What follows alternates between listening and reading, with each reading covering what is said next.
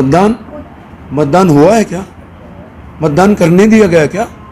धर्म और जाति के आधार पर डंडे चलाए आपने और आप मतदान पे पूछ रही हैं। मेरी तो आत्मा रो रही है जिस तरह से लोकतंत्र का चीरहरण किया गया। पुलिस को किसने हक दिया था कि वो पर्चियां चेक करे? वो ये कहे कि हाथ की लिखी पर्ची नहीं चलेगी। अरे निशान देख के आइडेंटिफाई कर लेते कि ये फर्जी वोटर तो नहीं है। क्यों उन बेचारों पे क्यों डंडे का इस्तेमाल किया? क्यों थप्पड़ मारे गए? वो उस देश के सम्मानित नागरिक हैं, अपराधी नहीं है, अपराधी नहीं है।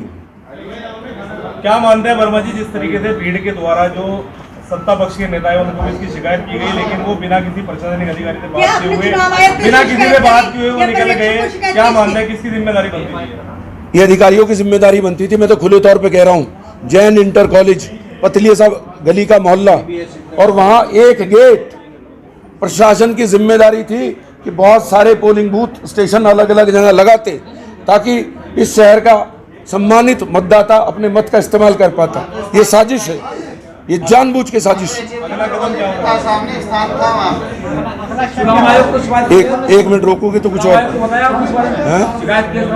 वो चल रही है भाई। कल थकान उतरी, अब ये डाटा कंपाइल हो रहा है, इसके बाद अभी तो राइट है ना मेरा। मैं तो कह चुका हूँ चुनाव आयोग की नहीं। जब मैंने आपको वीडियो दिखाया वो किसको शिकायत है? जो वीडियो दिखाए हैं, जो चैट हो रहा है, वो सहायक चुनाव अधिकारी से हो रहा है ना मेरा, तो चुनाव की प्रक्रिया का हिस्सा है। कुछ मुख्य ही इलाकों में पुलिस के द्वारा इस तरह की बात आई है सामने कि उन्होंने पर्चे चेक किए हैं और बहुत सारी चीजें आई हैं। क्या कहना चाहेंगे? क्या एक ही समुदाय को टारगेट किया गया? बिल्कुल एक ही समुदाय को टारगेट किया गया है। मैं हार जीत मेरे लिए कोई मायने नहीं रखती। मैं उस दृष्टिकोण से चुनाव नहीं लड़ता।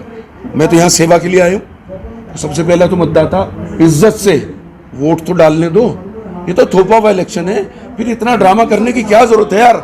वहीं लखनऊ में बैठ के डिक्लेयर कर दो कि भाजपा के अलावा इस देश में, इस मुल्क में किसी और को इलेक्शन लड़ने की आज़ादी नहीं है, ना लड़ने दिया जाए। देखिए, जो चुनाव हुआ है उस चुनाव में हमने आपके सामने रखा कि किस तरह हमें परमिशनों के लिए एक परमिशन को, क्योंकि 10 दिन का चुनाव था, 2-2, 4-4 दिन लगा दिया गया। हमें कहीं ना कहीं चुनाव प्रचार का जो हमें समय था, जो मिलना चाहिए था, हमारी परमिशन होनी चाहिए थी, हमारे वाहनों की परमिशन होनी चाहिए थी जो हमारे प्रचार में लगते, उनको कहीं ना कहीं विलम्ब से दिया गया ताकि उसमें चुनाव परिणाम में उसका रिजल्ट सही ना आए, ताकि हम लोगों के बीच ना जा सकें, पहली बात। दूसरी, जिस तरह का चुनाव आप लोगों ने देखा, जो हर एक आदमी आपको बता सकता है, जिस तरह की लाइनें लगी हैं, वीडियो वायरल हो रहे हैं कि लाइनें लगी हुई थी, एक समुदाय को वोटों को रोकने का जिस तरह का काम किया गया है वो परसेंटेज आपको बता देगी। जहां 1000 वोट है वहां केवल 300 वोट पड़ रहे हैं। तो ये बात भी उस बात की गवाह है। जब आंकड़ा आप निकालेंगे, अभी हम पूरा आंकड़ा आपको दे देंगे कि जहां पर 1000 वोट डले हैं और केवल 300 साढ़े 300 पड़े हैं, तो ये कहीं ना कहीं चुनाव को बाधित करने वाली बात है। वो कौन लोग हैं जिन्होंने बाधित करने की कोशिश की?